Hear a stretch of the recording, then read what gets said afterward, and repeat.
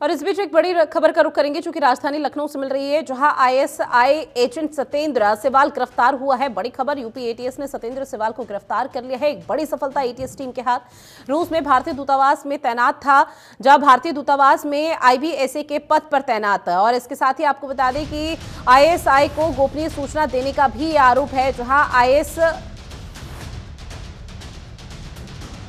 ISI agent Satyendra सेवाल Meerut से गिरफ्तार किया गया है एटीएस की तरफ से। तो बड़ी खबर आपकी टीवी स्क्रीन पर, ये तस्वीर भी आपको यहां पर दिखा रहे हैं जिसकी गिरफ्तारी हुई है और एटीएस को बड़ी सफलता लगी है। और इस एजेंट का नाम आपको बता दें सत्येंद्र सेवाल है। सत्येंद्र सेवाल की गिरफ्तारी मेरठ से की गई है। उत्तर प्रदेश एटीएस ने सत्येंद्र सेवाल को फिलहाल गिरफ्तार कर लिया है। एक बड़ी सफलता के तौर पर इसे माना जा रहा है। रूस में भारतीय दूतावास में ये सत्येंद्र सेवाल तैनात था। और इसके साथ ही आपको बता दें कि भारतीय दूतावास में आईबीएसए के पद पर पहले इसकी तैनाती थी, लेकिन लगातार एटीएस की तरफ से छापेमार कार्रवाइयों को अंजाम दिया जा रहा है। और ऐसे में आईएसआई को भी गोपनीय सूचना देने का आरोप भी लगा है, जिसके चलते सत्येंद्र सेवाल की अब गिरफ्तारी हो चुकी है। अब आगे कई ऐसे सवाल जिसके जवाब जानने बेहद जरूरी तौर पर हो जाते हैं। कानूनी प्रक्रिया को आगे बढ़ाती हुई एटीएस की टीम नजर आएगी और सत्येंद्र सेवाल से पूछताछ भी इस दौरान की जाएगी कि किस तरह से इसके लिंक, जो इसके तार हैं, वो जुड़े हुए हैं। और ऐसे भारतीय दूतावास में आईबीएसए के पद पर तैनात था।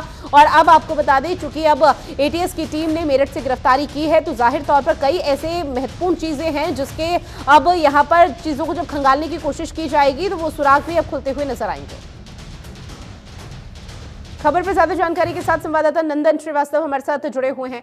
नंदन, क्या कुछ जानकारी, जहां एटीएस को बड़ी सफलता हाथ लगी हुई है और इसके साथ ही एक दूतावास जो रूस में भारतीय दूतावास के पद पर तैनात था, उसकी गिरफ्तारी हो गई?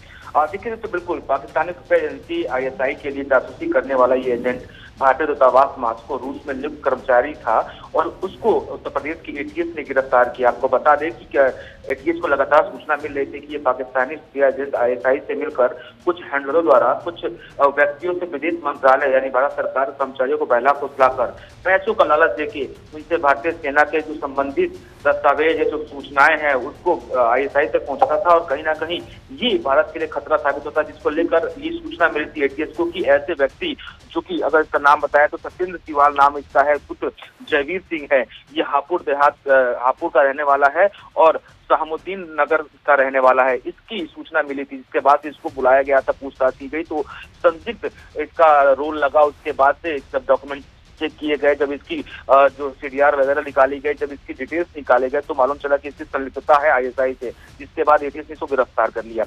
इस मामले में इसके पास से मोबाइल फोन 2 बरामद हुए हैं, जिसके बाद आधार कार्ड एक बरामद हुआ है, पैन कार्ड एक बरामद हुआ है, पहचान पत्र इसके बरामद हुए हैं और 600 रुपए नकद इसके पास से बरामद हुए हैं। ये सारी चीजें इसके पास से बिल्कुल जाहिर तौर पर एटीएस की टीम को बड़ी सफलता नंदन हाथ लगती हुई नजर आई। और जानकारी तो ये भी सामने आ रही है कि जो सत्येंद्र सेवाल है, इस पर आरोप ये भी है कि वो भारत के दूतावास, रक्षा मंत्रालय, विदेश मंत्रालय और इसके साथ ही तमाम ऐसे विभाग जिसकी सूचना वो बाहर भेजा करता था। तो अब एटीएस की जो कानूनी प्रक्रिया किस तरह से आगे बढ़ेगी?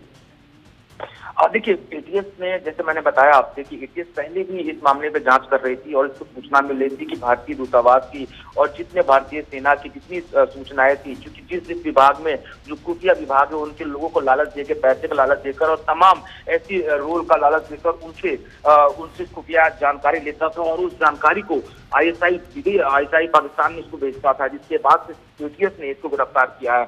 और कहना गलत नहीं होगा कि लगातार जिस तरीके से उत्तर प्रदेश में ऐसे आतंकवादी संगठन के लोगों को सक्रिय करने का एटीएस के कई सवाल जिसके जवाब जानने बेहद जरूरी हो जाते हैं और सत्येंद्र सेवाल से भी पूछताछ यहाँ पर होती हुई नजर आएगी। जानकारी साझा की उसके लिए बहुत शुक्रिया आपका नंदन।